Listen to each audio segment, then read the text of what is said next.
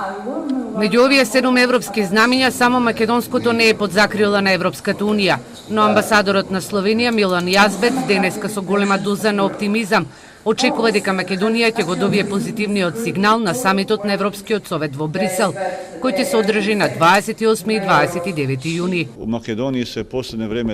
На Македонија во последно време и се случија многу позитивни промени во секој поглед.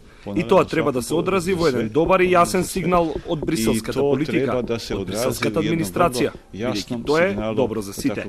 Тоа не е само очекување за некој даден подарок, туку е потек кој е задолжителен и логичен врз основа на она што се случуваше во Македонија во последно време. Штип денеска ги слушаше позитивните европски приказни на 6 граначалници од Полска, Романија, Италија, Шпанија, Бугарија и Португалија на конференцијата Обединета Европа. Франческо Мури, граначалникот на италијанскиот град Санта Викторија, кој има околу 600 граѓани со право на глас на избори, вели дека за Унијата не се само важни жителите на Рим и Берлин, туку и во секое населено место, без разлика на бројот на жителите. Европа е најбогата со пари за култура и социјала. Ако сакаме нашите деца да живеат во помалите општини, единствен одговор е ЕУ.